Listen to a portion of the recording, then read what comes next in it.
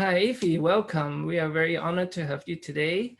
We want to welcome you on behalf of ProTech Community Partner Showcase. You're the clinic director of the Chinese and Southeast Asian Legal Clinic, right? Yes, Yeah. and thank you for having me.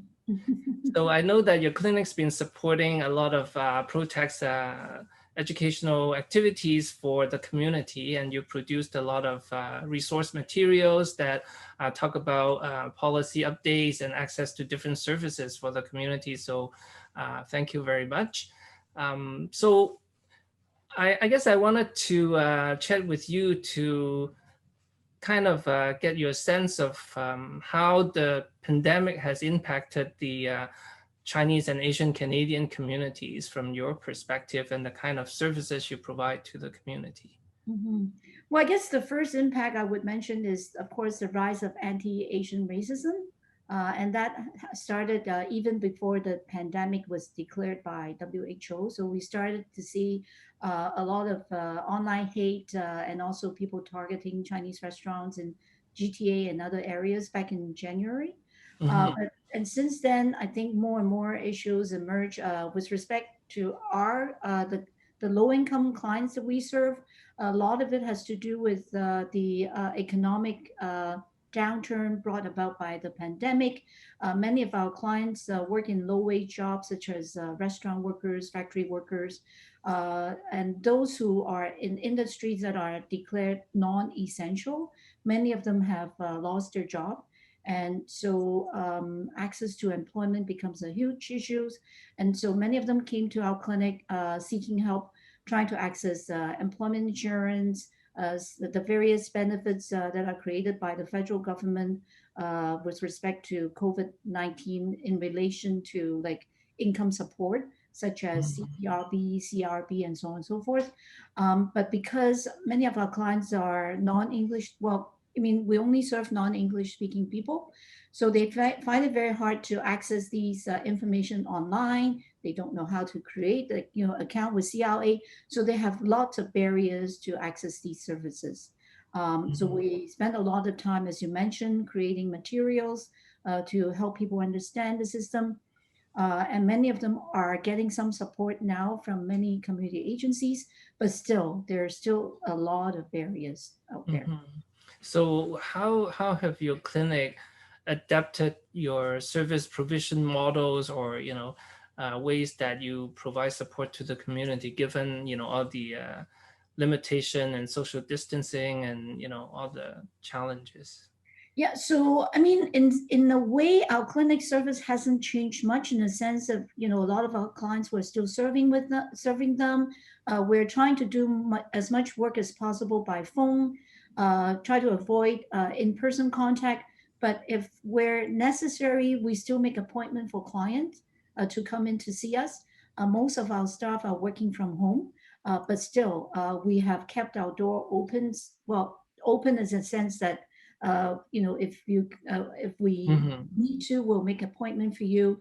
Many of our clients, because they don't have internet access, so we have no choice but to kind of sometimes have to arrange for them to come in, and that includes when client needs to appear before a tribunal for hearing or mediation, because that is all done virtually right now.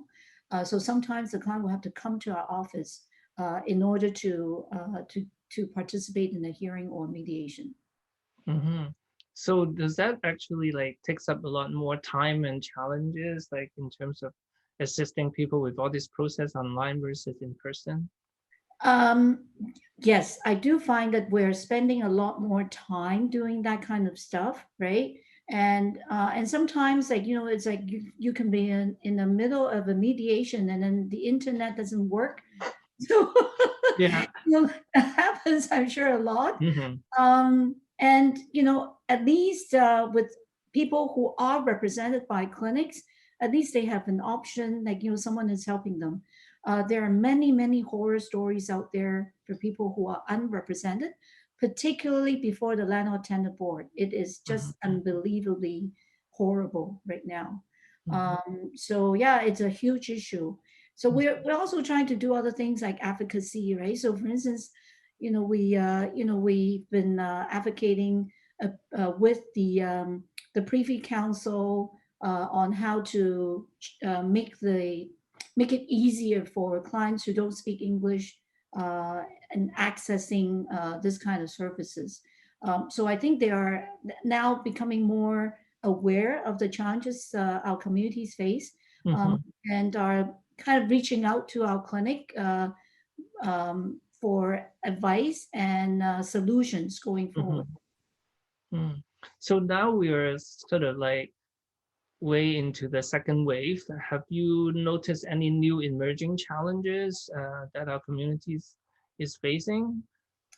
So I think one of the emerging challenges that we're seeing now is that people who have received CRB are now getting letters from CRA saying that they may have to repay the CRB, uh, and we so far we have told our client to ignore it because it's not actually a demand Mm-hmm. letter yet. But we think that we may have to do some advocacy around this issue, because some of the clients who may not have received, who may not have qualified for CERB because of their immigration status, or because they are not able to prove that they met the income requirement due to the fact that their employers don't file income tax on their behalf. So we think that these clients should be eligible for CERB. So we are willing to fight for their rights to keep their CERB. And so, so we're kind of trying to see uh, how, like, what the CRA and the government is going to do next to try to recover these money. And we may need to bring about more legal challenge going forward. Because there's a lot of people who actually were in genuine need who might, not qualify because of some technicalities, right? Exactly. Yeah, And also because the eligibility requirement are too restrictive. yeah, And and doesn't reflect the actual situation people are living in, right? Yeah, exactly. yeah. And we are also concerned that, the economy is still not recover. If the CLB ends, like, so if it will be ending soon, then what will happen? Is there going to be something that replace it? What if by then the economy is still not open? Many of our clients may still not be able to get jobs. So we may need to kind of think about what happened after the CLB comes to an end as well. And I guess the smaller businesses and the ethno-racial communities are differentially impacted, right? And Yeah. they may not have the same access to resources and policy protection to, um, you know, recover from the pandemic as fast as some of the big mainstream institutions and stuff. So, Yeah. um, what kind of strategies or systemic advocacy you think would be helpful for us to address some of those issues?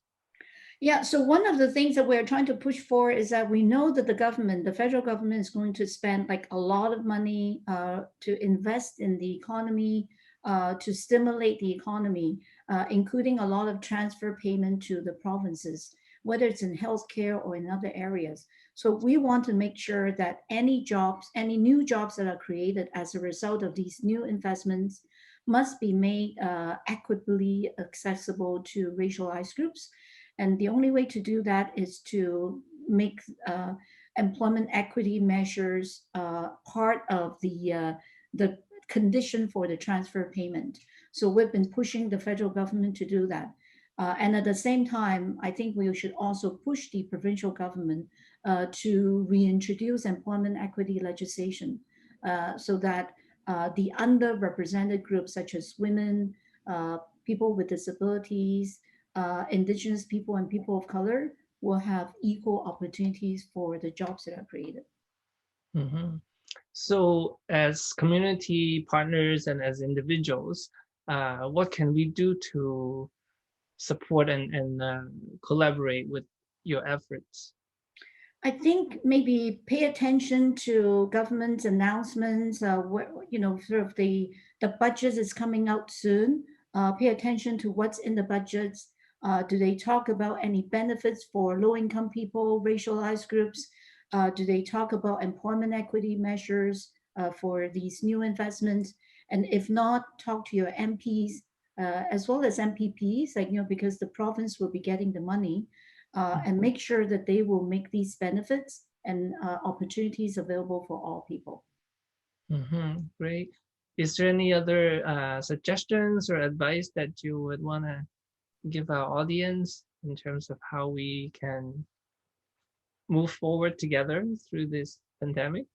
Well, I think that, I mean, one thing that we have learned from the pandemic is that we are really in it together. Like, it's like, and particularly we know that a lot of the people who are marginalized are the most hardest hit. So I think maybe just be more compassionate, and, sort of support policies that are helpful to those who are most disadvantaged, and try to get the politicians to adopt the same kind of policy as well going forward. I think that would definitely goes a long way. Yeah. So thank you very much for spending the time with us. I hope that we will, work together and get through this together. Thank you. Thank you.